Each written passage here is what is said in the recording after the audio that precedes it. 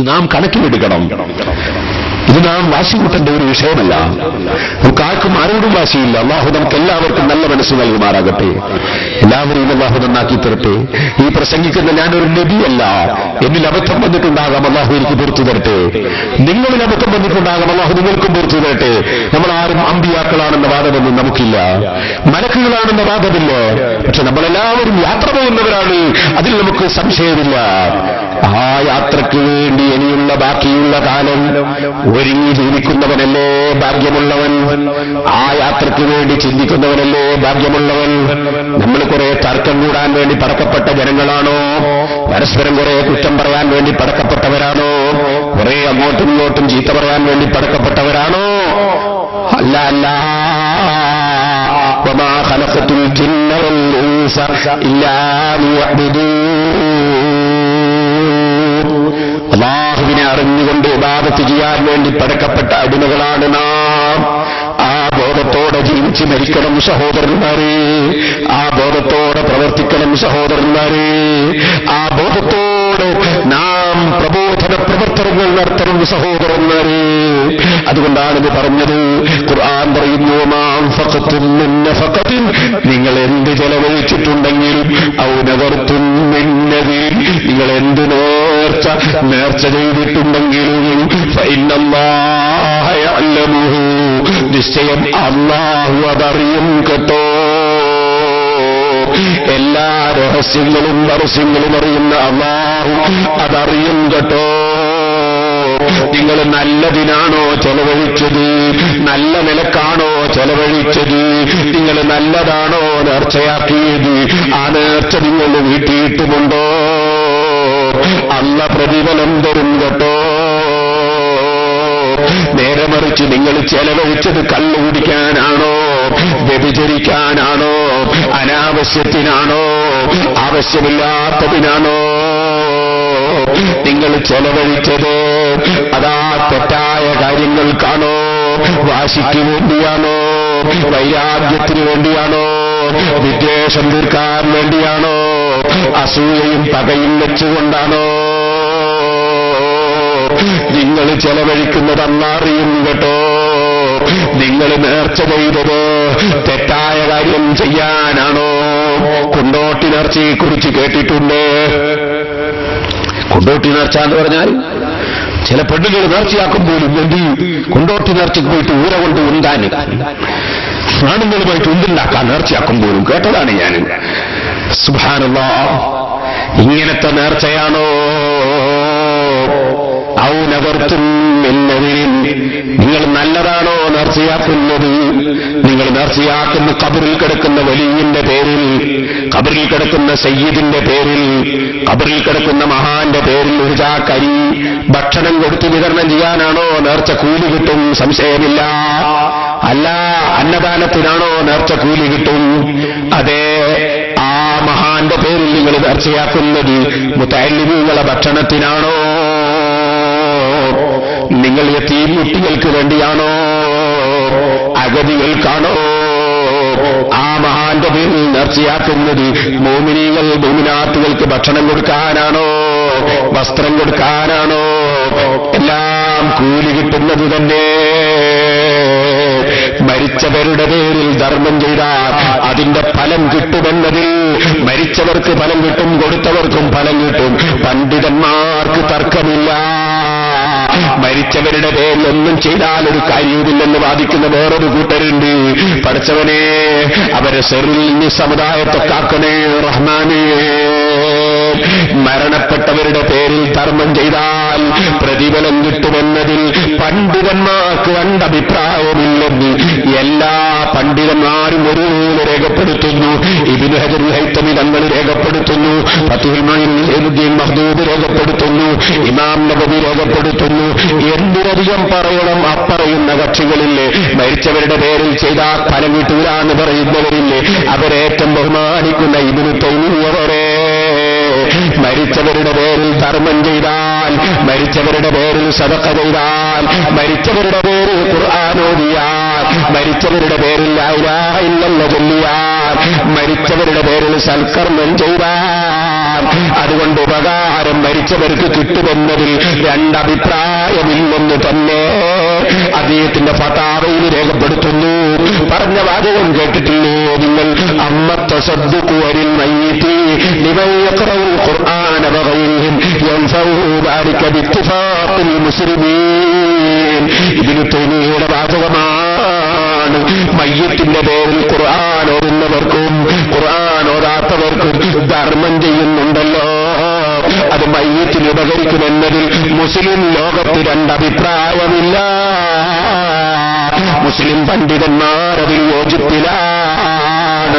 ഇത് പറഞ്ഞിട്ട് അദ്ദേഹം പറഞ്ഞു, അതുപോലെ ഇദാ ഖറഅൽ ഖുർആന വഅഹ്തസിബൽ, പടച്ചവന്റെ കൂലി കിട്ടണമെന്ന് ഉദ്ദേശിച്ച ഒരാൾ ഖുർആൻ ഓതി വഹദാ സവാബഹു ഇലൈഹി, മരിച്ച മയ്യിത്തിലേക്ക് അതിന്റെ ഫലം കിട്ടാൻ വേണ്ടി ഹദിയ ചെയ്താൽ യൻഫഉഹു ദാലിക, അതേ അപ്പോലെ അതാ മയ്യിത്തിന് അതുകൊണ്ട് ഉപകാരം ലഭിക്കുന്നതാണ് കേട്ടോ. ഇന്നത് പറ്റില്ല എന്ന് പറയുന്ന കക്ഷികൾ ഒരുപോലെ ബഹുമാനിക്കുന്ന ഇബ്നു തൈമിയ്യ എന്ന പണ്ഡിതൻ അദ്ദേഹത്തിന്റെ ഫത്വായിൽ തന്നെ ഇക്കാര്യം രേഖപ്പെടുത്തുന്നു. മുസ്ലിമീങ്ങളെ, അതുകൊണ്ട് നിങ്ങൾ ഓർത്തോളണം, മരിച്ചവരുടെ പേരുള്ള സദഖ ഫലം കിട്ടുന്നത് തന്നെ, അവരുടെ പേരുള്ള ഖുർആനോത്ത് ഫലം കിട്ടുന്നത് തന്നെ, അവരുടെ പേരുള്ള ദുആ ഫലം കിട്ടുന്നത് തന്നെ, അവരുടെ പേരുള്ള ദിക്റും സലാത്തും ഫലം കിട്ടുന്നത് തന്നെ, അവരെ മഖ്ബറയിൽ വഅദ് പറയുന്നത്, മഖ്ബറയുടെ സമീപത്ത് വഅദ് പറയുന്നത് പുണ്യകർമ്മം തന്നെ. സഹീഹുൽ ബുഖാരി മറിച്ചു നോക്കൂ നിങ്ങൾ. ഖുർആൻ കഴിഞ്ഞ മുസ്ലിമീങ്ങൾക്ക് വലിയ പ്രമാണമല്ലേ സഹീഹുൽ ബുഖാരി. ആ ബുഖാരിയിൽ നിങ്ങൾക്കൊരു അധ്യായം കാണാം. അധ്യായത്തിന്റെ പേരെന്താണെന്നറിയോ? ബാബു മൗഇദത്തിൽ മുഹദ്ദിസി ഇൻദൽ ഖബറി വഖൂദി അസ്ഹാബിഹി ഹൗലഹു. ഒരു പണ്ഡിതൻ ഖബറിന്റെ അടുക്കൽ വെച്ച് വഅദ് പറയുന്നതിനെ കുറിച്ച് പറയുന്ന അധ്യായം. അനുയായികൾ ചുറ്റുഭാഗത്തുമിരുന്ന് പണ്ഡിതന്റെ വഅദ് കേൾക്കുന്നതിൽ പറയുന്ന അധ്യായം. ഇങ്ങനൊരു അധ്യായം തന്നെ സഹീഹുൽ ബുഖാരിയിൽ മഖ്ബറയിൽ വഅദ് പറയുന്ന അധ്യായം തന്നെ സഹീഹുൽ ബുഖാരിയിൽ കാണാം. നബി സല്ലല്ലാഹു അലൈഹി വസല്ലം ഖബറിന്റെ സമീപത്ത് വെച്ച് വഅദ് പറഞ്ഞ ഹദീസും ആ അധ്യായത്തിൽ രേഖപ്പെടുത്തിയത് കാണാം. അതുകൊണ്ട് മഖ്ബറയുടെ സമീപത്ത് വഅദ് പറയുന്നത് നബി സല്ലല്ലാഹു അലൈഹി വസല്ലം പഠിപ്പിച്ചത് തന്നെ. ഇത്തരം കാര്യങ്ങളെല്ലാം മഖ്ബറയുടെ സമീപത്ത് വേണ്ടതാണ്. ഇതുപോലെ മഖ്ബറ സിയാറത്ത് ചെയ്യേണ്ടതാണ്. ആ സിയാറത്ത് വേളയിൽ ഖുർആൻ ഓതേണ്ടതാണ്. ഇമാം ശാഫിഈ റളിയല്ലാഹു അൻഹു അടക്കമുള്ള എല്ലാ പണ്ഡിതന്മാരും പറഞ്ഞില്ലേ, ഖബറിനടുക്കൽ ഖുർആൻ ഓതൽ സുന്നത്താണ് മക്കളെ, തർക്കമില്ല.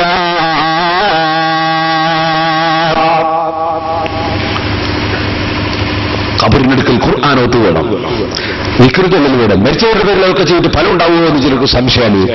കൂടുതൽ ചിന്തിക്കാത്തത് കൊണ്ടാണ്, കൂടുതൽ പഠിക്കാത്തത് കൊണ്ട്. അല്ലാഹുവേ കൂടുതൽ പഠിക്കാനുള്ള ഭാഗ്യം നൽകട്ടെ. അവരെയും ചീത്ത പറയണ്ട, അവരെയും തൊലി പറയണ്ട. അവർ നന്നാവില്ലേ വേണ്ടത്?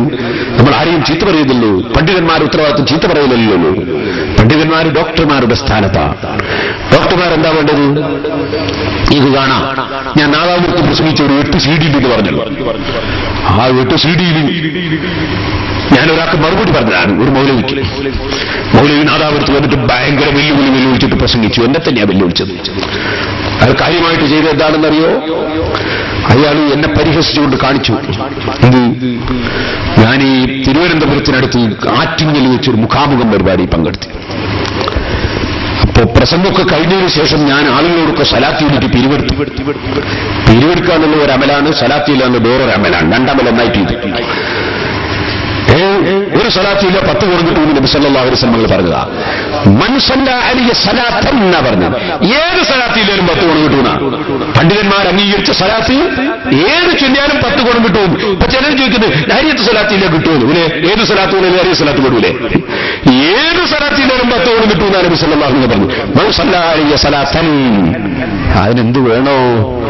അറബി ഭാഷ പഠിക്കണം, അറബി ഭാഷ പഠിക്കണം, ബലാഗ പഠിക്കണം, ഫസാഹ പഠിക്കണം, നഫായിസ് ഓതണം, തുഹ്ഫത്തുൽ ഇഖ്വാൻ ഓതണം, മുഖ്തസർ ഓതണം, മുത്തവ്വൽ ഓതണം.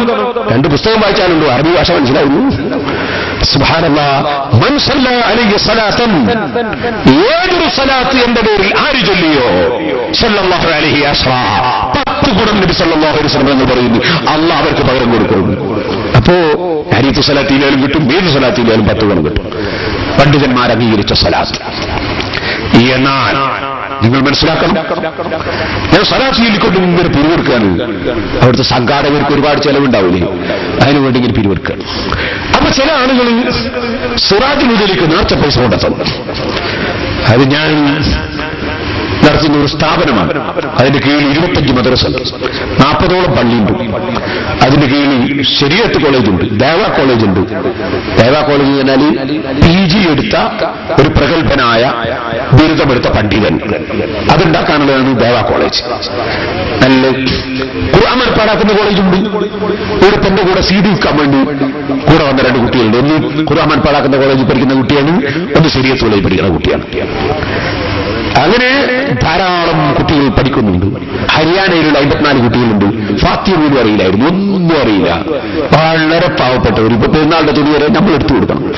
അങ്ങനെയുള്ള മക്കൾ അല്ലാഹു തആല എല്ലാവർക്കും ബർക്കത്ത് ചെയ്യട്ടെ. കുറേ കുട്ടികളുണ്ട്. ആ സ്ഥാപനത്തിൽ 5,000-6,000 കുട്ടികൾ പഠിക്കുന്നുണ്ട് പല സ്ഥലത്തായിട്ട്. 7 ഇംഗ്ലീഷ് മീഡിയം സ്കൂളുണ്ട്. ചിലർക്ക് ധാരണയാണ് തലക്കെട്ടിട്ട് ഇംഗ്ലീഷ് എടുത്തുകൂടാ. വേറെ ചിലർക്കൊരു ധാരണയാണ് തലക്കെട്ട് കെട്ടിയാൽ പിന്നെ MA കാരനായിക്കൂടാ. അവർക്ക് ധാരണയൊക്കെ പണ്ടങ്ങാൻ തീർത്തേണ്ടതാണ്. നിങ്ങൾ കാണുന്നില്ലേ നമ്മളെ പ്രധാനമന്ത്രി അറിയില്ലേ? അയാൾ അമേരിക്കയിലും ബ്രിട്ടനിലൊക്കെ തലക്കെട്ടിട്ടിന്നല്ലോ പോകുന്നത്. താടി കണ്ടിട്ടാ പോകുന്നത്. അപ്പൊ താടിയും തലക്കെട്ടൊക്കെ ഉണ്ടായാത്തിന് ഏത് അമേരിക്കയിലും പോകാന്നുള്ളത് നമ്മുടെ പ്രധാനമന്ത്രിയുടെ തെളിവല്ലേ? അതിനായിട്ട് ഒരു തെളിവ് പറയണോ സഹോദരന്മാരെ? അപ്പൊ ഇപ്പൊ തന്നെ നമ്മുടെ ദേവാ കോളേജിൽ കുട്ടികൾ 32 കുട്ടികൾ അവര് +2 പരീക്ഷ എഴുതി. തലയെക്കെട്ടും തൊപ്പിയും വെള്ളക്കുപ്പായും ഞാൻ ഇടുമ്പോൾ തന്നെ കെട്ടിട്ട് എഴുതി. എന്നും ജയിച്ചു. അതെ, തലക്കെട്ടിട്ട് പഠിച്ചുകൂടാ. അതൊക്കെ ഒരു ധാരണയാണ്. ആ ധാരണയൊക്കെ തിരുത്തപ്പെടേണ്ടതാണ്. നാദാപുരത്ത് വന്ന് പ്രസംഗിച്ച മൗലവി പറഞ്ഞു എനിക്ക് തലക്കെട്ടിനോട് തൊപ്പോഴും ഭയങ്കര വെറുപ്പാണ്. നാദാപുരത്തെ എന്റെ 2ാമത്തെ 5 CD ഉണ്ട്. അത് കേൾക്കുമ്പോൾ നിങ്ങൾക്ക് അതിൽ കാണാം. അയാളെ പ്രസംഗം നേരിട്ട് തന്നെ കേൾക്കാം. അത് തലക്കെട്ടിനോട് തൊപ്പോഴും എനിക്ക് ഭയങ്കര വെറുപ്പാണ്. അയാളെന്താ കാരണം പറഞ്ഞറിയോ? ഈ അജ്മീറിലൊക്കെ തൊപ്പി ധരിച്ചിട്ടും തലക്കെട്ടിട്ടും തട്ടിപ്പ് നടത്തുന്ന ഒരുപാട് ആളുകളുണ്ട്. അപ്പൊ ഞാൻ ചോദിച്ചു, ഒരുപാട് ആൾ പേന്റ് കൊടുത്തിട്ടും മുണ്ടെടുത്തിട്ടും കക്കാൻ പോകുന്നുണ്ട്, കള്ളു കുടിക്കുന്നുണ്ട്. അതുകൊണ്ട് ഇയാളെ ഇപ്പൊ ഇതും കൂടി ഒഴിവാക്കിയിട്ട് നമ്മളിതൊക്കെ കണ്ടു വരുമല്ലോ എന്ന് ഞാൻ പ്രസംഗത്തിൽ മറുപടി പറഞ്ഞു. നിങ്ങൾക്ക് ആ CD കേൾക്കാം. സഹോദരൻ ആരോ തെറ്റിയുകൊണ്ട് മറ്റുള്ളവർക്ക് ഒഴിവാക്കല. ഈ എന്തൊരു സങ്കടമാണ്. ബുദ്ധിയില്ലാതെ ആയിപ്പോൾ അല്ലാഹു തആല നല്ല ബുദ്ധി കൊടുക്കട്ടെ. ഞാൻ ആ ഭാഗത്ത് മക്കൾക്ക് CD വെക്കുമ്പോൾ കേൾക്കാം. ഇപ്പൊ ഞാൻ അതിനൊക്കെ കിടക്കുന്നില്ല. അപ്പൊ ഇയാളെന്താ ചെയ്തതറിയോ? ഞാൻ ഈ ആറ്റിങ്ങൽ വെച്ച് മുഖാമുഖത്തും കഴിഞ്ഞിട്ട് ഇങ്ങനെ പിരിവെടുക്കുന്ന സമയത്ത് ചില ആളുകൾ നേർച്ച പൈസ കൊടുത്തു. ഇപ്പൊ ഇവിടെ വന്നപ്പോൾ എനിക്ക് സിറാജുലേക്ക് പറയും നേർച്ച പൈസ കൊടുത്തായിരുന്നു. അല്ലാഹു ആ സ്ഥാപനത്തിന് എന്നൊരു ബർക്കത്താണ്. എത്ര അത്ഭുതങ്ങളും. വെള്ളപ്പാണ്ട് രോഗം മാറിയവർ മുതൽ ക്യാൻസർ രോഗം മാറിയവർ മുതൽ എത്ര അത്ഭുതങ്ങൾ. സിറാജുൽ ഹുദ അനുഭവങ്ങൾ അത്ഭുതങ്ങൾ എന്നൊരു പുസ്തകമുണ്ട്. ഒരു 10 റുപ്യങ്ങൾ അതിന്റെ അച്ചടി പൈസകൾ കൊടുത്തിട്ട് ഇവിടുന്ന് വാങ്ങി വായിച്ചു നോക്കണത്. അത് മുഴുവനും അനുഭവങ്ങൾ എഴുതിയതാണ്. 50 കത്ത് പുതിയത് ഞാനതിൽ പ്രസിദ്ധീകരിച്ചിട്ടുണ്ട്. മുമ്പ് വേറെ പുസ്തകത്തിൽ ഇറക്കിയിരുന്നു. അതല്ല, പുതിയത് മുഴുവൻ അത്ഭുതങ്ങളാണ് അല്ലാഹു തആല സ്ഥാപനത്തിന് തന്നത്. 20 കൊല്ലമായിട്ട് കുട്ടിയില്ലാത്ത ഒരാൾ മക്കളില്ലായിരുന്നു. ഇപ്പൊ അടുത്ത് കുട്ടിയുണ്ടായിട്ട് 4.5 പവൻ 5 പവനോ മറ്റൊരു സ്വർണ്ണാഭരണം എനിക്ക് കൊണ്ടെത്തുന്നു. ഇന്നലെ ഒരാൾ വന്നു. ഇന്നലെ മിന്നാന്ന് എനിക്ക് ഓർമ്മയില്ല. 12 കൊല്ലമായിട്ട് കുട്ടിയില്ലായിരുന്നു, കൊണ്ടെത്തുന്നു. അതുകൊണ്ട് സുന്നത്ത് ജമാഅത്തിന്റെ വിരോധികൾ അത് നിങ്ങൾക്ക് ആ പ്രസംഗത്തിൽ കേൾക്കാം. അയാളെന്നെ പ്രസംഗം കേൾക്കാം. സിറാജുലിനെ പറ്റി അയാൾ പറയാണ് ഒരു ഗൈനക്കോളജിക്കൽ കറാമത്ത് കേന്ദ്രമാണ് സിറാജുൽ. ഗൈനക്കോളജിക്കൽ മക്കളില്ലാത്ത ആയിരക്കണക്കിനാണ് മക്കളുണ്ടായിട്ടാണ്. ഗൈനക്കോളജിക്കൽ കറാമത്ത് കേന്ദ്രമാണ്. സുബ്ഹാനല്ലാഹ്. അവിടെ എന്തുണ്ടായെന്ന് വെച്ചാൽ ഒരു മാസത്തിൽ 2 ലക്ഷം റുപ്യ നേർച്ച കിട്ടാറുണ്ടായി. അതിനെതിരായിട്ട് പ്രസംഗിക്കുന്നവർ പ്രസംഗിക്കാൻ തുടങ്ങിയപ്പോ അവരെ കൂട്ടത്തിൽപ്പെട്ടവർക്കും തോന്നി എന്തോ ഒരു അത്ഭുതം അവിടെ ഉണ്ട്. അവരും നേർച്ചയാക്കാൻ തുടങ്ങി. ഇപ്പൊ 2.5 ലക്ഷം കിട്ടുന്നുണ്ട് മാസത്തിൽ. അതപ്പോൾ അവിടെ ഉണ്ടായിരുന്നു. ഓരോന്നും ഉണ്ടായിട്ടില്ല. നിങ്ങൾ ആ പുസ്തകം ഒന്ന് വാങ്ങി വായിച്ചു നോക്കൂ. ഞാനിപ്പോ ഇതിലേക്ക് കടക്കുന്നു. ഞാൻ പറഞ്ഞത് അപ്പൊ ഇങ്ങനെ പലരും നേർച്ച കൊണ്ടെത്തന്നപ്പോ ഞാൻ എന്ത് ചെയ്തു? ഈ വാങ്ങുന്ന സംഘാടകർക്ക് പിരിവെടുത്ത് കൊടുക്കാൻ അവരെ ചെലവിന്. അപ്പൊ അതിൽ ഈ സിറാജുൽ നേർച്ച പൈസയിൽ ഇടാൻ പറ്റുമോ? ഞാൻ എന്റെ കീശ കാണിച്ചു കൊടുത്തിട്ട് ഇങ്ങനെ ഇട്ടോ. എന്റെ സലാത്ത് കൊടുക്കണ്ട വെച്ചിട്ട് കൈകൊണ്ട് ഇങ്ങനെ കാണിച്ചു കൊടുത്തു, കീശയിലിട്ടോ. അത് ചങ്ങാതികൾ പിടിച്ചുകൊണ്ടുപോയിട്ട് എല്ലാവരും കൊണ്ട് കണ്ടോ പേരോട് വലിയ പൈസ കവറിൽ വരുമ്പോൾ സ്വന്തം കീശയിലിട്ടോ എന്നാ പറയുന്നത്. സുബ്ഹാന ജല്ല ജലാലു. പിന്നെ പൈസ പൈസ ഇട്ട് അവന്റെ സൂർബോർഡ് പോലെ കണ്ടില്ല വെക്കുക, കീശയിലല്ലാതെ എവിടെ വെക്കുക. പക്ഷേ നൂറുകണക്കിന് ബിൽഡിങ്ങുകൾ അല്ലാഹുവിന്റെ തൗഫീഖ് കൊണ്ട് സിറാജുൽ കീഴിൽ നിർമ്മിച്ചിട്ടുണ്ട്.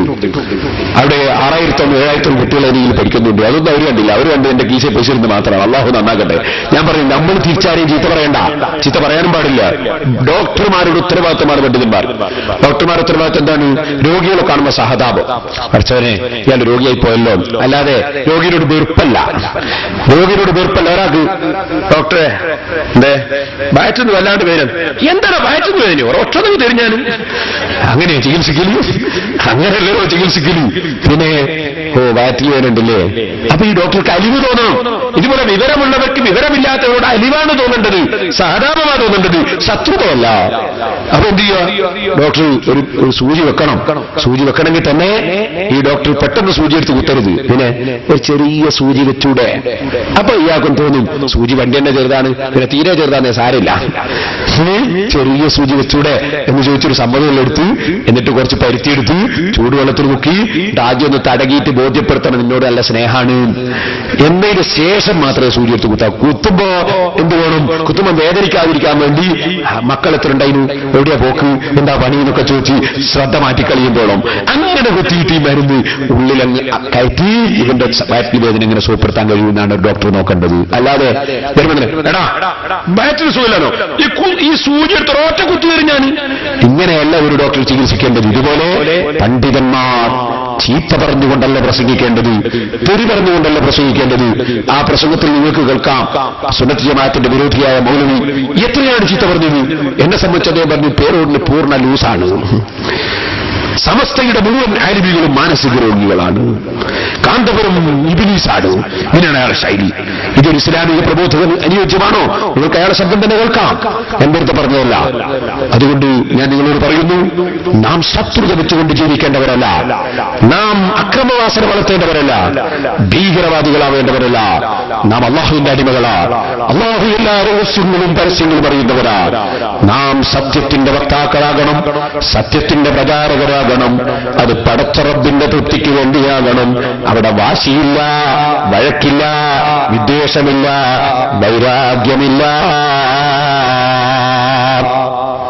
ഞാനൊരു ചെറിയ മോഡൽ നിങ്ങൾക്ക് കാണിച്ചട്ടെ. അദ്ദേഹം എന്നെ വെല്ലുവിളിക്കാം. എന്താണ് വെല്ലുവിളി പറയൂ? എന്താ വിഷയം എന്ന് ആദ്യം ഞാൻ പറയാം. കുറേ ചോദ്യങ്ങൾ വന്നു അവിടെ വെച്ച്, ആറ്റിങ്ങിൽ വെച്ച്. അതിലൊരു ചോദ്യം എന്താണെന്നറിയോ?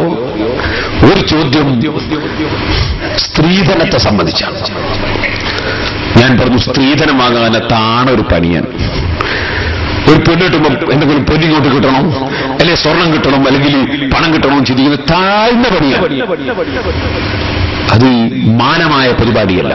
പക്ഷേ സ്ത്രീധനം ഹറാമാണെന്ന് നിങ്ങൾ ഫത്വ കൊടുക്കരുത്. അതിന്റെ ഒരു കാര്യം ഹറാമാക്കാനും ഹറാമല്ലാതാക്കാനുമൊന്നും നമുക്ക് അധികാരമില്ല. അത് പരിശുദ്ധ ഖുർആൻ, നബി സല്ലല്ലാഹു അലൈഹി വസല്ലം ഹദീസ്, ഇമാമിങ്ങളുടെ വാചകങ്ങൾ തെളിവില്ലാതെ നമുക്കൊരു കാര്യം പറയാൻ പറ്റില്ല. അതുകൊണ്ട് സ്ത്രീധനം എന്ന് പറയുന്ന വാചകത്തിന്റെ വ്യാപ്തിയിൽ ചിലപ്പോൾ ഹലാലും പെട്ടേക്കും. എങ്ങനെ? ഒരു സ്ത്രീ ഭർത്താവിന് പൊരുത്തപ്പെട്ട് എന്തെങ്കിലും കൊടുക്കുന്നു, അല്ലെങ്കിൽ സ്ത്രീയുടെ ബാപ്പ പൊരുത്തപ്പെട്ടിട്ട് വരന് എന്തെങ്കിലും കൊടുക്കുന്നു, അത് ഹറാമാണെന്ന് പറയാൻ വകുപ്പില്ല. നമ്മുടെ മുൻഗാമികളായ മഹാന്മാർ ഈ കേരളത്തിൽ, ഈ ഇന്ത്യയിൽ ഇസ്ലാം മതം പ്രചരിപ്പിക്കാൻ വന്നപ്പോൾ അവർ അറബികളായിരുന്നു. ആ അറബികൾ ദരിദ്രരായിരുന്നു. അന്ന് പെട്രോളും ഡീസലും കണ്ടുപിടിച്ച കാലമല്ല. നമ്മുടെ രാജ്യം സമ്പന്നമായിരുന്നു. ഇവിടെ ഇഞ്ചിയുണ്ട്, ഇവിടെ കുരുമുളകുണ്ട്, ഇവിടെ തേങ്ങയുണ്ട്, അങ്ങനെ പലതുമുണ്ട്. അറബികൾക്ക് മരുഭൂമിയും കാരക്കയും മാത്രമേ ഉള്ളൂ. ആ ദരിദ്രരായ അറബികൾ അവർ കടലും താണ്ടി വന്നാണ് ഈ ഇസ്ലാം ഇവിടെ പ്രചരിപ്പിച്ചത്. അന്ന് സഹോദരന്മാരെ, ഞാൻ വന്നതുപോലെ കാറിൽ വന്നതല്ല, പ്ലെയിനിലും ട്രെയിനിലും വന്നതല്ല. വെറും ചെറിയ പായക്കപ്പലിൽ കയറി മാസങ്ങളോളം അറബിക്കടലിലെ തിരമാലകളോട് മല്ലടിച്ച്, അന്ന് ടോർച്ച് കൈവശം വെക്കാൻ അന്ന് ബാറ്ററിയില്ല, ഇലക്ട്രിക് സംവിധാനങ്ങളില്ല, അന്ന് തണുത്ത വെള്ളവും ചൂടുവെള്ളവും സൂക്ഷിക്കാൻ സംവിധാനമില്ല, കാറ്റിന്റെ ഗതി കൊണ്ട് ചലിക്കുന്ന പായക്കപ്പലിൽ കയറി പടച്ചവന്റെ പൊരുത്തം മാത്രം ലക്ഷ്യം വെച്ചുകൊണ്ട് മാസങ്ങളോളം പലപ്പോഴും ഉപ്പുവെള്ളവും കുടിച്ചു വന്ന ആ മഹാന്മാരില്ലേ, വന്നത് ദുന്യാവിനു വേണ്ടിയല്ല, കാര്യലാഭത്തിനു വേണ്ടിയല്ല.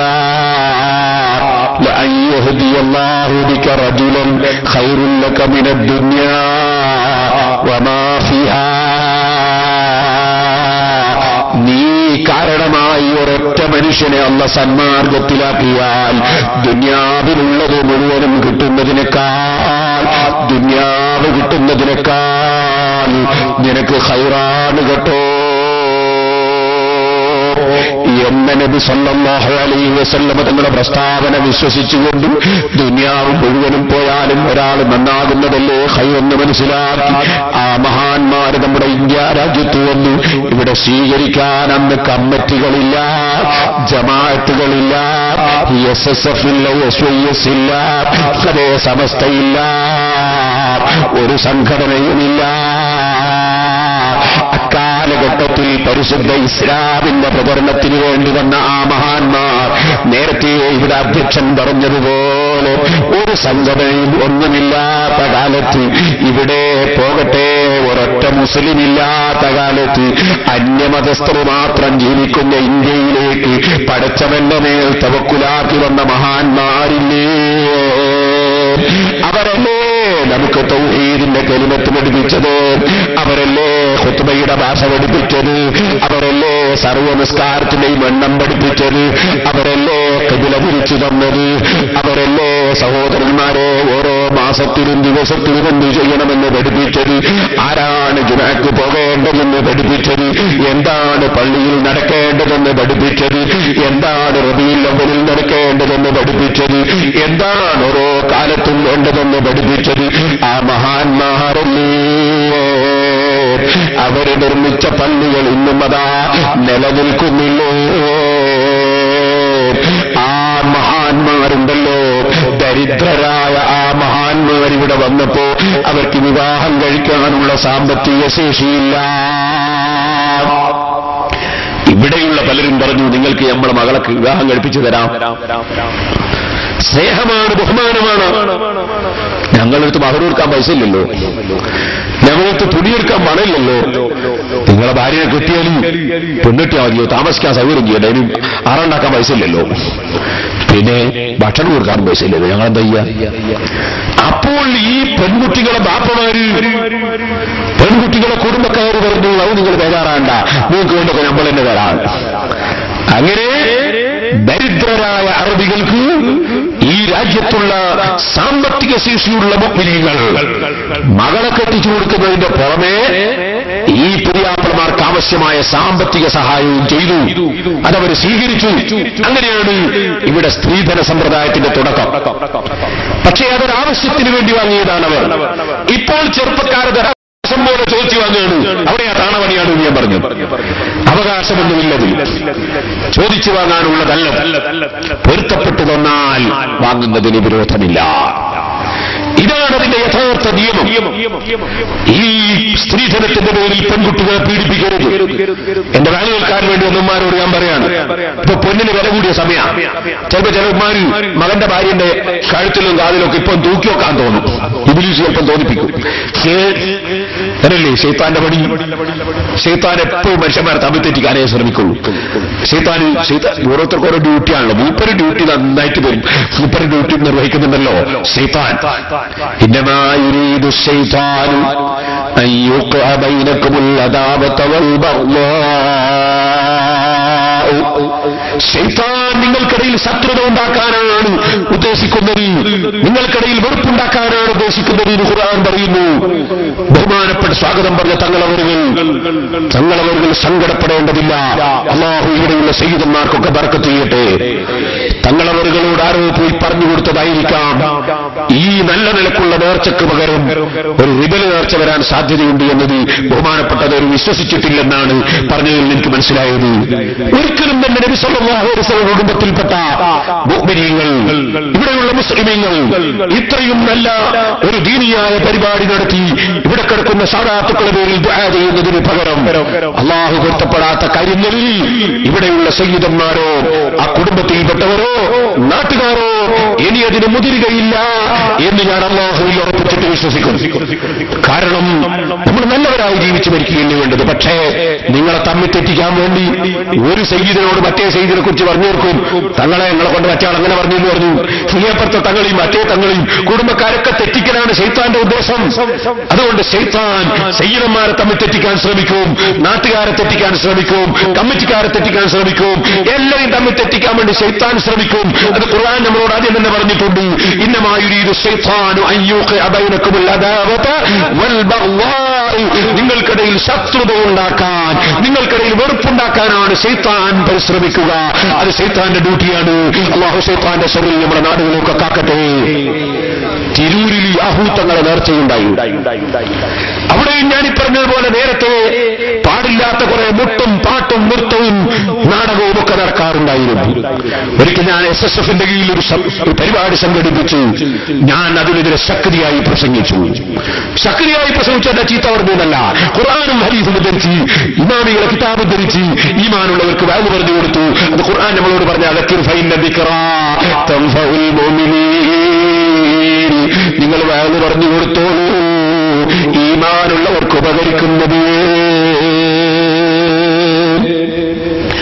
ഞാൻ വാല് പറഞ്ഞു. അൽഹംദുലില്ലാഹ്, നേർച്ചയ്ക്ക് നേതൃത്വം കൊടുക്കുന്ന മുത്തവല്ലി അന്നെന്റെ സ്റ്റേജിലുണ്ടായിരുന്നു.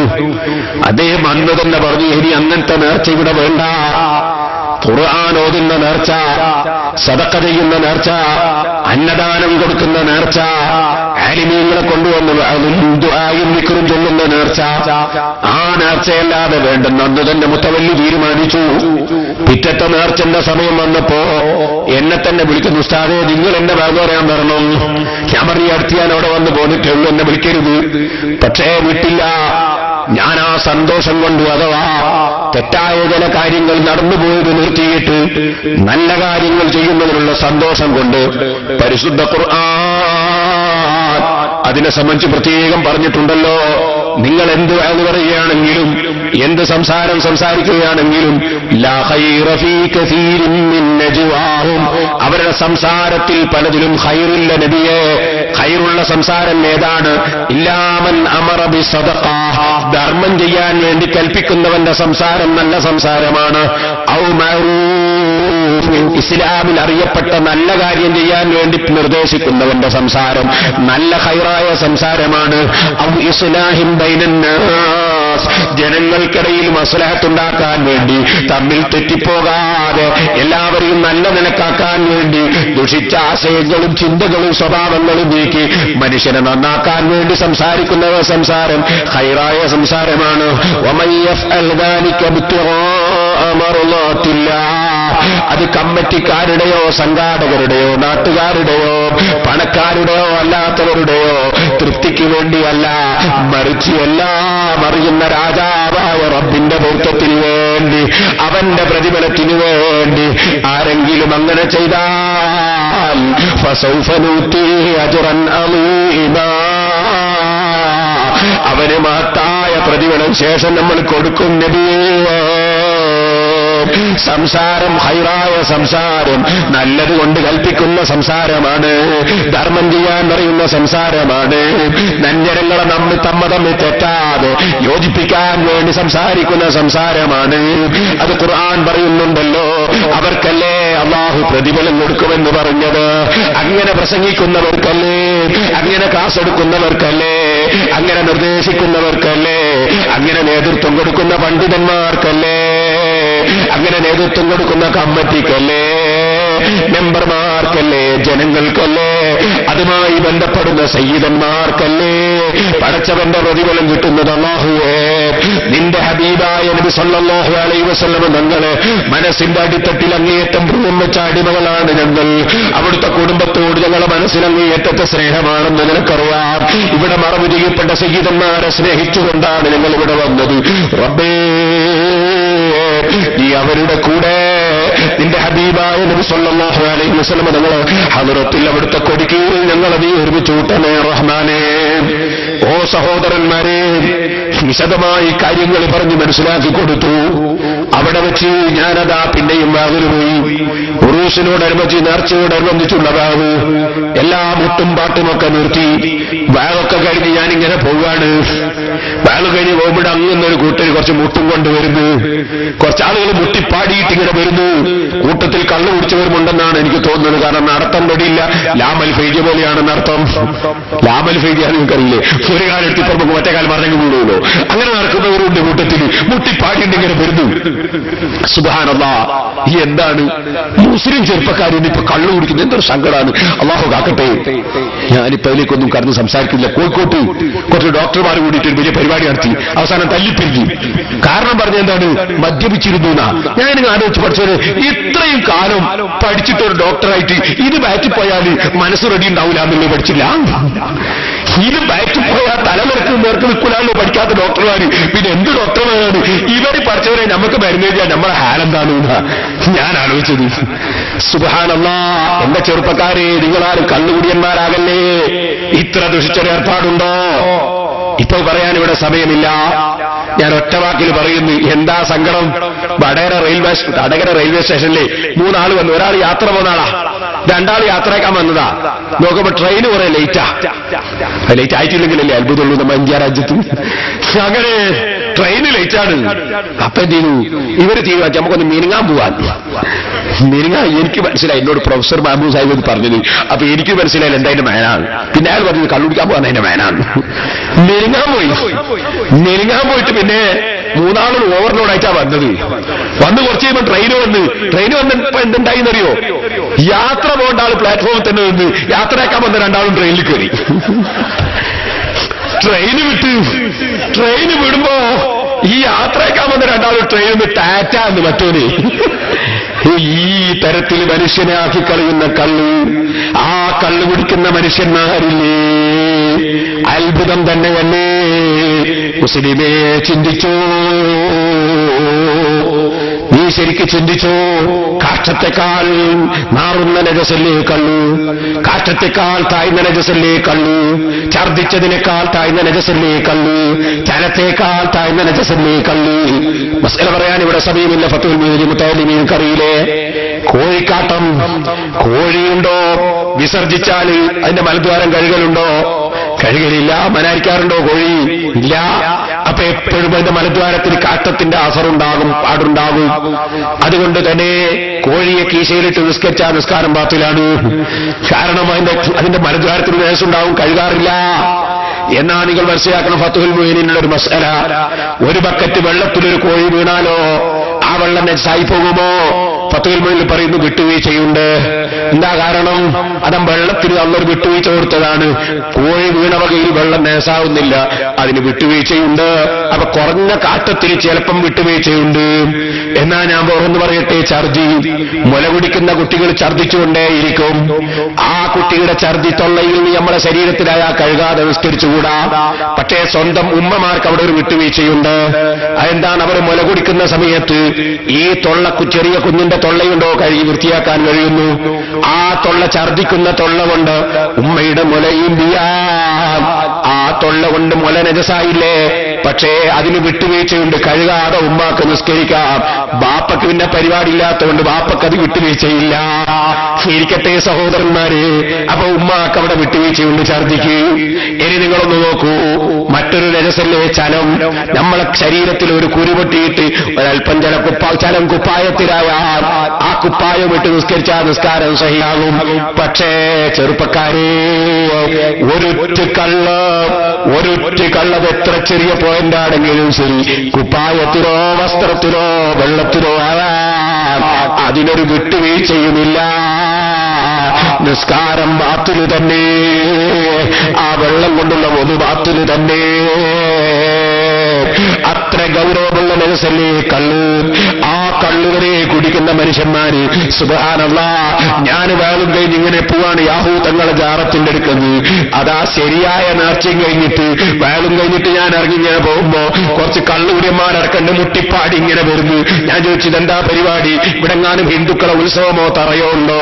അപ്പോഴാ പറയും നല്ല മുസ്ലിയാരെ, അത് നിങ്ങൾ വേള് പറഞ്ഞിട്ട് ഇവിടുത്തെ ഈ പണ്ടുണ്ടായിരുന്ന മുട്ടും പാട്ടൊക്കെ നിർത്തിക്കളഞ്ഞില്ലേ, അതിന് റിബലായിട്ട് വേറൊരു കൂട്ടര് റിബലായിട്ട് മുട്ടുംപാട്ടും തുടങ്ങിയതാണ്. അവര് മഖ്ബറയിൽ വരൂല, കുറെ അപ്പുറത്തേക്കാ പോകുന്നത് എന്ന് പറഞ്ഞു. ഇന്നാ ലില്ലാഹി വ ഇന്നാ ഇലൈഹി റാജിഊൻ. അത്തരത്തിലുള്ള ജനങ്ങളൊന്നും നിങ്ങളെ ഈ ഉത്ബുദ്ധമായ ജനങ്ങൾ ജീവിക്കുന്ന വിദ്യാഭ്യാസപരമായി പുരോഗതിയുള്ള വിവരമുള്ള തത്വയുള്ള ആളുകൾ ജീവിക്കുന്ന ഈ പ്രദേശങ്ങളിലൊന്നും അത്തരം പരിപാടികൾ ഉണ്ടാവുകയില്ലെന്ന് ഞാൻ ഉറപ്പിച്ച് വിശ്വസിക്കുന്നു.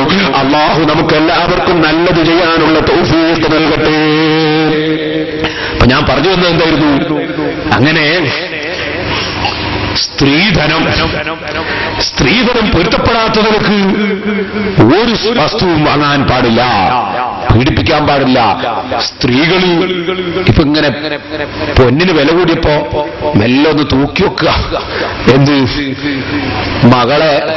മകൾക്ക് കൊടുത്ത സ്വർണം അത് പണ്ട് പറഞ്ഞ പോലെ തന്നെ ഉണ്ടോ?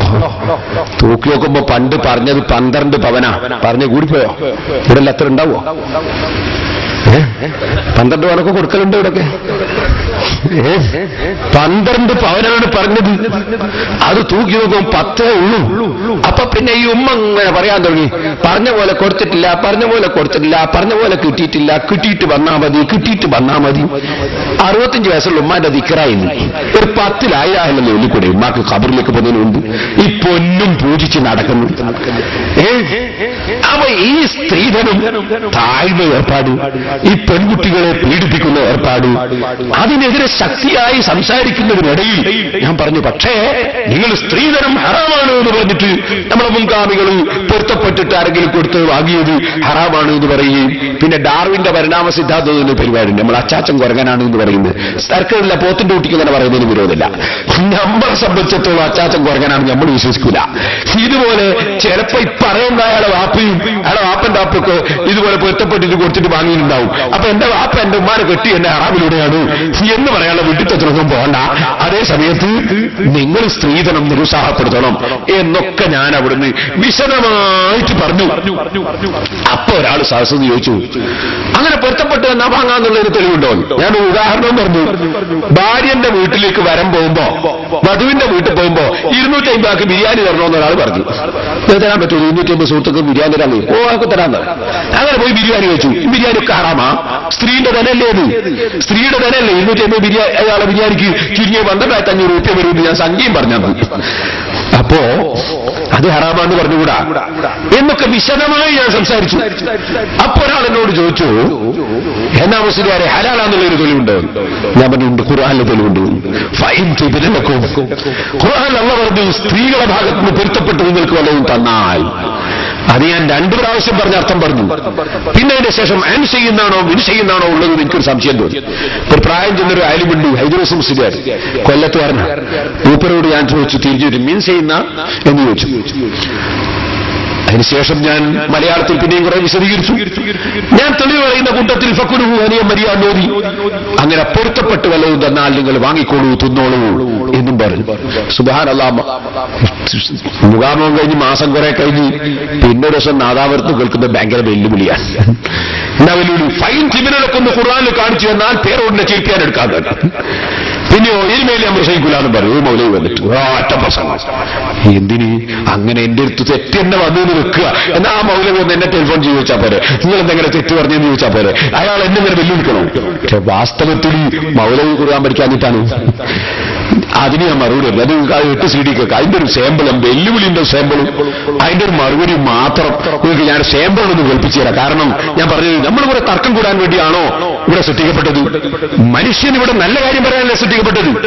അതുകൊണ്ട് തന്നെ തർക്കം കൂടി മുസ്ലിമീങ്ങളെ തമ്മിൽ ഭിന്നിപ്പിച്ച് നശിപ്പിക്കുന്നതിന് പകരം ഖൈറായ പ്രവർത്തനങ്ങളിലേക്ക് ജനങ്ങളെ ക്ഷണിക്കുക, നല്ല കാര്യം പറഞ്ഞു കൊടുക്കുകയല്ലേ വേണ്ടത്. ഞാൻ നിങ്ങൾക്ക് കേൾപ്പിക്കുന്നു സഹോദരന്മാരെ, നിങ്ങളൊന്ന് ശ്രദ്ധിച്ചു കേട്ടോളൂ. അഹ്ലുസുന്നത്തി വൽ ജമാഅത്തിന്റെ പണ്ഡിതന്മാർ ഇന്നുവരെ കഠിനാധ്വാനം ചെയ്ത് ജനങ്ങളുടെ ദീൻ നശിപ്പിക്കാതെ ദീൻ ഇവിടെ നിലനിർത്താൻ വേണ്ടിയല്ലേ അവരവർ അതാത് കാലങ്ങളിൽ പറയേണ്ടതൊക്കെ പറഞ്ഞിട്ടുണ്ട്. ചിലർക്ക് സംശയം ഉണ്ടാവും, നേർച്ചകളിൽ മുട്ടും പാട്ടും കതിനയും ഒക്കെ നടത്തുന്നതിനെതിരെ മുമ്പ് ആലിമീങ്ങൾ പറഞ്ഞിരുന്നു എന്ന് സംശയം ഉണ്ടാവും. ഇൻഷാ അല്ലാഹ് ഞാൻ ജനിക്കുന്നതിന് മുമ്പ് ആലിമീങ്ങൾ പറഞ്ഞ പുസ്തകം ഞാനിവിടെ നിങ്ങൾക്ക് വായിച്ച് കേൾപ്പിച്ചു തരും. ഞാൻ വെറുതെ പറയുന്നതല്ല. എന്റെ മാന്യ മുസ്ലിമീങ്ങൾ ശരിക്കും മനസ്സിലാക്കണം, ആലിമീങ്ങൾ അവരെ കർത്തവ്യം നിർവഹിച്ചുകൊണ്ടിരിക്കുന്നുണ്ട്. പക്ഷെ ഒരു കാര്യം മനസ്സിലാകാത്തത് കൊണ്ടൊരു കൂട്ടർ ചെയ്തു പോയാൽ ചെയ്തവരെ ചീത്ത പറയുകയും കുറ്റം പറയുകയും തെറി പറയുകയും ചെയ്യരുത്. മറിച്ച് അവർക്കും നമുക്കുമൊക്കെ അല്ലാഹു തആല മാപ്പ് തരാൻ വേണ്ടി പടച്ചവരോട് പ്രാർത്ഥിക്കുകയാണ് വേണ്ടത്. കേട്ടോളി. വിളിക്കുന്നവരോടെ ആറ്റിങ്കൽ മുഖാമുഖത്തിൽ നിങ്ങളിപ്പോ ഓതിയ ഫൈൻ തിബ്നലക്കും എന്ന് നിങ്ങൾ ഓതിയ രൂപത്തിൽ ഒരായത്ത് കാണിച്ചു തന്നാൽ പേരോടാ ഈ പ്രസംഗം ഇന്ന് നിർത്തും. ഇന്ന് നിർത്തിവെക്കും ഈ പരിപാടി. ഇവിടെ നിന്റെ ചെരുപ്പെടുത്ത് നടക്കും ഞങ്ങള്. പേരിൽ പറയേ നോക്കൂ,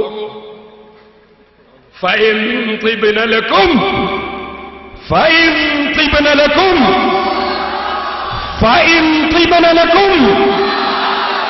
സർവമൗലിമാരും നടക്കൂ ചെരുപ്പും കൊണ്ട്.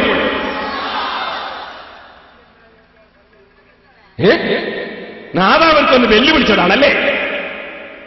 ഇനി ബാക്കി വെക്കുവാനെ ഞാൻ ഓരോന്നോർന്ന് കാണിച്ചു. ഇന്നായതല്ല, മിന്നിതിയായതുമല്ല, നിങ്ങൾ മനഃപൂർവ്വം കൃത്രിമം കാണിച്ചത് തന്നെയാണ്. കാരണം എന്താണെന്നറിയോ? നിങ്ങളിവിടെ കാണിച്ച കൃത്രിമത്തിന്റെ സാഹചര്യം എന്ന് പറഞ്ഞുതരാ സദസ്യർക്ക് മനസ്സിലാക്കാൻ. എവിടെ ഇയാൾ ആയത്തോരിയെന്നറിയോ? ഇയാൾ ആയത്തോരിയൽ എന്തിനാ? സ്ത്രീധനത്തെ പറ്റി അവിടെ ചോദ്യം. അപ്പൊ ഇയാൾ പറയണേ കുറെ ന്യായീകരണമൊക്കെ പറഞ്ഞിട്ട് അങ്ങനെ വാങ്ങുന്നതിന് തെറ്റൊന്നുമില്ല, ഒരാൾ പൊരുത്തപ്പെട്ട് തന്നാൽ എന്താ എന്നൊക്കെ പറഞ്ഞിട്ട് മൂപ്പര് പറയണേ പെണ്ണിന്റെ ഭാഗത്തിനൊന്ന് പൊരുത്തപ്പെട്ടിട്ട് നമുക്ക് വല്ലതും തന്ന തിന്നോളാനാണ് ഖുർആനിൽ പറയുന്നത് എന്ന് പറഞ്ഞാ ഈ ആയത്തോതനത്. എന്നിട്ടാ മൂപ്പര് ആയത്തോതനത്. ആയത്തോതന വിഷയം തന്നെ തെറ്റ്. അവിടെ അള്ളാഹു അതല്ല ഉദ്ദേശിച്ചത്. പേരോടെ ആണെന്ന് തെളിയിക്കാൻ നിന്നെ കൊണ്ട് പറ്റുമോ? പറ്റും പറ്റും പറ്റും. തഫ്സീറുൽ കബീർ ഇമാം റാസിയുടെ തഫ്സീർ 948. ചെരുപ്പും പെറുക്കി നടന്നാ പോരാ കേട്ടോ. ആരാന്റെ ചെരുപ്പും പെറുക്കി നടന്നാ പോരാ, കിതാബ് ഓതി പഠിക്കണം കേട്ടോ. കേട്ടോളൂ. ഈ ഇൽം ഇമാം റാസി ഈ തഫ്സീറിൽ പറയും, ഈ ആയത്തിന്റെ തഫ്സീർ. ഈ ഇൽം അറിഞ്ഞോളണം മൗലവിമാര്. അതിന്റെ അർത്ഥം വെച്ചത് ഇൽം അറിഞ്ഞോളണം.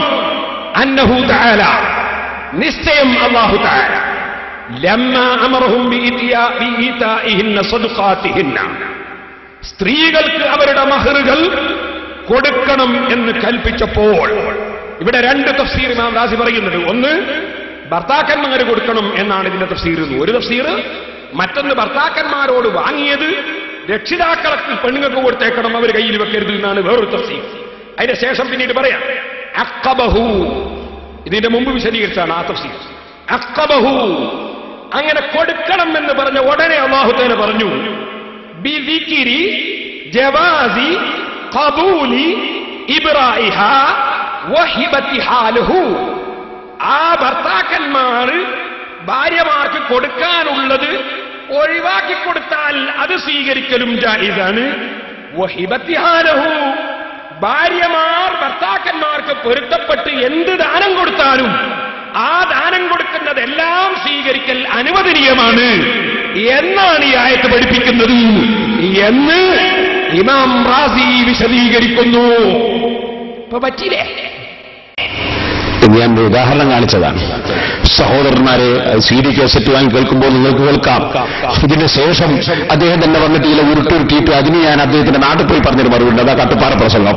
അതും കേട്ടാൽ ബഹുരസാണ്. ചിരിച്ചത് ദൂരോ തീരുന്നവരെ. ഞാൻ എന്റെ വിഷയത്തിലേക്ക് തന്നെ പോകുന്നു. പറഞ്ഞു വന്നത് ലാ ഖൈറ ഫീ കസീരിൻ മിൻ നജ്വാഹും ഇല്ലാ മൻ അമറ ബിസദഖത്തിൻ ഔ മഅറൂഫിൻ ഔ ഇസ്ലാഹിൻ ബൈനന്നാസ്. ശൈത്താൻ നമ്മളെ തെറ്റിക്കാൻ വേണ്ടി എപ്പോഴും ശ്രമിക്കും. നമ്മളെ യോജിപ്പിക്കാനാണ് നാം എപ്പോഴും ശ്രമിക്കേണ്ടത്. അതിനുവേണ്ടിയാണ് സംസാരിക്കേണ്ടത്. ആ സംസാരത്തിലാണ് ഖൈറുള്ളത്, അല്ലാത്ത സംസാരത്തിൽ ഖൈറില്ല. പരിശുദ്ധ ഖുർആൻ പറയുകയാണ്, പക്ഷേ ആ ചെയ്യുന്ന സർവ്വപ്രവർത്തനങ്ങളും പടച്ചവന്റെ പൊരുത്തത്തിനു വേണ്ടിയാകണം, മറ്റൊന്നിനു വേണ്ടിയാകരുത്. അതുകൊണ്ട് ഞാൻ സൂചിപ്പിക്കട്ടെ സഹോദരന്മാരെ, നിങ്ങൾ ഓർക്കണം, ഔലിയാഇന്റെ മഖ്ബറകൾ ഞാൻ വിശദമായിപ്പോൾ പറയുന്നില്ല, ചുരുക്കി മാത്രം പറയുകയാണ്. ഇൻഷാ അല്ലാഹ് ഞാൻ കുറ്റ്യാടിയിൽ 10 ദിവസം പ്രസംഗിക്കുന്നുണ്ട്.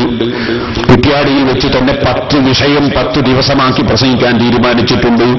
മഖ്ബറകളിലെ ആചാരങ്ങൾ, അനാചാരങ്ങൾ, അതിനെക്കുറിച്ച് ഒരു ദിവസം പ്രത്യേകം പ്രസംഗം വെക്കുന്നുണ്ട്. ഇരിക്കട്ടെ, ഇപ്പോൾ അതിന്റെ CD കേസറ്റ് കിട്ടുമ്പോൾ നിങ്ങൾക്ക് വാങ്ങിക്കേൾക്കാം. നിങ്ങൾ അങ്ങോട്ട് വരാൻ വളരെ ദൂരെയാണല്ലോ. ഞാനിവിടെ നിങ്ങളെ ഓർമ്മപ്പെടുത്തുകയാണ്, ശ്രദ്ധിക്കുക നിങ്ങൾ. അള്ളാഹുവിന്റെ ഔലിയാക്കളെ മഖ്ബറകൾ ബറക്കത്തുള്ള സ്ഥലങ്ങളാണ്. സയ്യിദന്മാരുടെ മഖ്ബറകൾ ബറക്കത്തുള്ള സ്ഥലങ്ങളാണ്. ഇവിടെ മഹാന്മാരായ നബി സല്ലല്ലാഹു അലൈഹി വസല്ലം തങ്ങളുടെ കുടുംബങ്ങളാണ് ഇവിടെ മറവ് ചെയ്യപ്പെട്ടിട്ടുള്ളതെന്ന് നിങ്ങൾക്കറിയാമല്ലോ. സയ്യിദന്മാർ അവരല്ലേ നമ്മുടെ നേതാക്കന്മാർ, അല്ലേ? നബി സല്ലല്ലാഹു അലൈഹി വസല്ലം തങ്ങൾ അവിടുത്തെ പിഞ്ചോമന മക്കൾ ബഹുമാനപ്പെട്ട ഹസൻ ഹുസൈൻ റളിയല്ലാഹു അൻഹുമാ, ആ 2 മക്കളെ സംബന്ധിച്ച് പറഞ്ഞില്ലേ, സയ്യിദാ സബാബി അഹ്ലിൽ ജന്ന, സ്വർഗത്തിലുള്ള ആളുകളുടെ 2 നേതാക്കന്മാരാണ് എന്റെ ഈ 2 മക്കൾ. ഇനി ഞാൻ സയ്യിദന്മാരെ ഉപദേശിക്കാൻ ഞാൻ യോഗ്യനല്ല. തങ്ങന്മാരുടെ ബറക്കത്ത് കൊണ്ട് ആഖിറം രക്ഷപ്പെടണമെന്ന് ചിന്തിക്കുന്ന ഒരു പാവപ്പെട്ട ഖാദിമാണ് ഞാൻ. എന്നേക്കാൾ പ്രായം ചുരുങ്ങിയ എന്റെ മക്കളുടെ പ്രായമുള്ള തങ്ങന്മാര്, ചെറിയ കുട്ടികളും ഈ സദസ്സിലുണ്ടാകാമല്ലോ. അവർക്ക് അറിയുന്നത് പറഞ്ഞു കൊടുക്കേണ്ട ബാധ്യത മുതല്ലിമീങ്ങളായ ഞങ്ങൾക്കുമുണ്ടല്ലോ. അതുകൊണ്ട് ഞാൻ അത്തരത്തിലുള്ള ചെറിയ സയ്യിദന്മാരുടെ കുട്ടികൾ മനസ്സിലാക്കാൻ വേണ്ടി ഞാൻ പറയട്ടെ, ഓ മക്കളെ, നിങ്ങളുടെ പാരമ്പര്യം എന്താണ്? നിങ്ങളുടെ പാരമ്പര്യം അഷ്റഫുൽ ഖൽഖ് സല്ലല്ലാഹു അലൈഹി വസല്ലമ തങ്ങളുടെ പാരമ്പര്യമല്ലേ? അവിടുത്തെ മകളുടെ മക്കളല്ലേ നിങ്ങളുടെ ഉപ്പാപ്പമാർ? അവരുടെ സ്വഭാവം എന്താണ്? അവരുടെ വിഷയം എന്താണ്? ഹസൻ റളിയല്ലാഹു അൻഹുവിനെ സംബന്ധിച്ച് ഫാത്തിമ ബീവിയുടെ മകനല്ലേ നബി സല്ലല്ലാഹു അലൈഹി വസല്ലം തങ്ങൾ പറഞ്ഞത് എന്താണ്? ഇന്നബ്നി ഹാദാ സയ്യിദുൻ, എന്റെ ഈ മകൻ ഒരു നേതാവാണ്, എന്റെ ഈ മകൻ സയ്യിദാണ് എന്ന് പറഞ്ഞിട്ട് എന്താ അവിടുന്ന് പറഞ്ഞത്? അതേ, ഇന്നല്ലാഹ യുസ്ലിഹു ബിഹി ബൈന ഫിയത്തൈനി മിനൽ ഫിർഖത്തൈനി ബൈന ഫിയത്തൈനി മിനൽ മുസ്ലിമീൻ ഔ കമാ ഖാല സഫിയുനാ റസൂലുള്ളാഹി.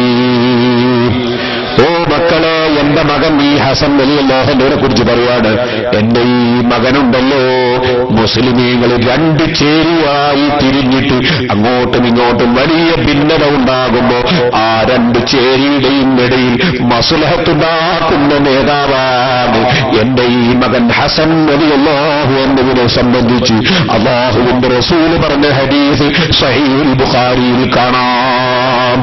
എന്താ ഉണ്ടായെന്ന് നിങ്ങൾക്കറിയാമോ? ഒരു വലിയ തർക്കം നടന്നു. എന്താ തർക്കം? ഹസൻ റളിയല്ലാഹു അൻഹുവിനെ മുസ്ലിമീങ്ങൾ എല്ലാവരും കൂടി അലി ഇബ്നു അബീ ത്വാലിബ് റളിയല്ലാഹു അൻഹുവിന്റെ ശേഷം ഭരണാധികാരിയായിട്ട് മുസ്ലിമീങ്ങൾ ബൈഅത്ത് ചെയ്തു. അങ്ങനെ ഹസൻ റളിയല്ലാഹു അൻഹു ഭരണം ഏറ്റെടുത്തു. അലി ഇബ്നു അബീ ത്വാലിബ് റളിയല്ലാഹു അൻഹുവിന്റെ മകനാണ്. റസൂൽ സല്ലല്ലാഹു അലൈഹി വസല്ലം തങ്ങളുടെ മകളുടെ മകനാണ്. നബിയുടെ മക്കൾ എന്ന സ്ഥാനം തന്നെ മക്കളുടെ മക്കൾക്കുണ്ട്. അങ്ങനെ നബി സല്ലല്ലാഹു അലൈഹി വസല്ലം ഇബ്നി എന്നും മറ്റും അവിടുത്തെ നാവുകൊണ്ട് എന്നെ പറഞ്ഞല്ലോ, സ്വന്തം മകന്റെ സ്ഥാനമാണ്. ഇരിക്കട്ടെ, ആ സ്ഥാനമുള്ള ഹസൻ റളിയല്ലാഹു അൻഹുവിന്റെ ഭരണാധികാരിയായി മുസ്ലിമീങ്ങൾ ഒരു വലിയ വിഭാഗം തീരുമാനിച്ചപ്പോൾ ഒരു വിഭാഗം മുആവിയ റളിയല്ലാഹു അൻഹുവിന്റെ ഭരണാധികാരിയായി തീരുമാനിച്ചു. അങ്ങനെ മുസ്ലിം സമൂഹത്തിനിടയിൽ വലിയ 2 ഭിന്നിപ്പുണ്ടായി. ഒരു ഭാഗത്തുള്ള നേതാവ് ഹസൻ റളിയല്ലാഹു അൻഹുവാണ്, ഒരു ഭാഗത്തുള്ള നേതാവ് സഹാബിയായ മുആവിയ റളിയല്ലാഹു അൻഹുവാണ്.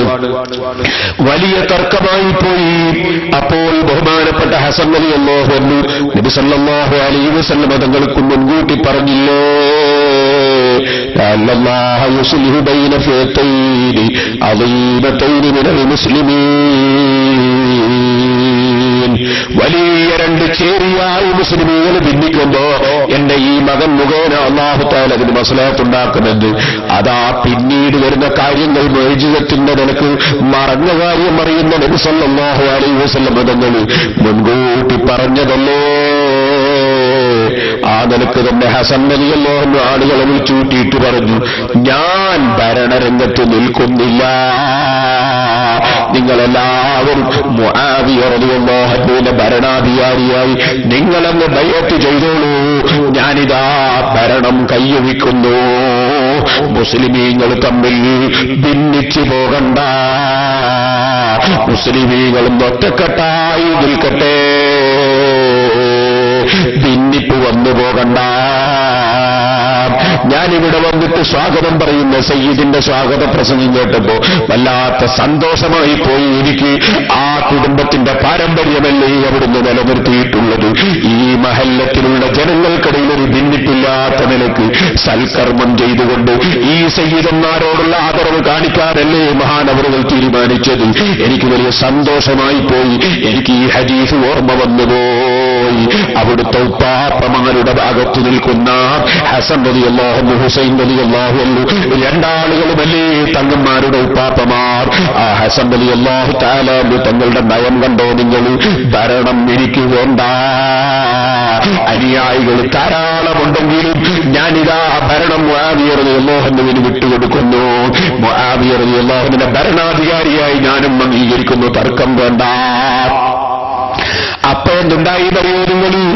ഞാൻ പറഞ്ഞില്ലേ, ഇന്നമാ യുരീദു ശൈത്താനു അൻ യൂഖിയ ബൈനകുമുൽ അദാവത വൽ ബഗ്ളാ, മുസ്ലിമീങ്ങളെ തമ്മിൽ തെറ്റിക്കാൻ വേണ്ടി, കുടുംബങ്ങളെ തമ്മിൽ അകറ്റാൻ വേണ്ടി, ഭാര്യയെയും മക്കളെയും തമ്മിൽ അകറ്റാൻ വേണ്ടി, ഭർത്താവിന്റെ ഉമ്മനെയും അതേ മകന്റെ ഭാര്യയെയും തമ്മിൽ അകറ്റാൻ വേണ്ടി, ബാപ്പനെയും മക്കളെയും തമ്മിൽ തെറ്റിക്കാൻ വേണ്ടി, അയൽവാസികളെ തമ്മിൽ തെറ്റിക്കാൻ വേണ്ടി, അങ്ങനെ എല്ലാവരെയും തമ്മിൽ തെറ്റിക്കാൻ വേണ്ടി ശൈത്താന്റെ പ്രവർത്തനം നടക്കുമല്ലോ.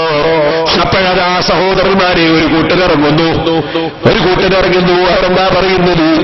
ഇയാളെന്തൊരു നേതാവാ, നമ്മൾ ഇയാളെ പിന്നിൽ വന്നിട്ട് ഇയാളിപ്പോ ഞാനെന്താ ഭരണത്തിലില്ലാതെ മതി മറ്റാളെ ഏൽപ്പിക്കല, അത് ശരിയായില്ലല്ലോ എന്ന് പറഞ്ഞിട്ടൊരു കൂട്ടർ ഹസൻ റളിയല്ലാഹു അൻഹുവിന്റെ കൂടെ നേരത്തെ നിന്നിരുന്ന ഒരു കൂട്ടർ അതാ പിന്തിരിപ്പന്മാരായി രംഗത്ത് വന്നു.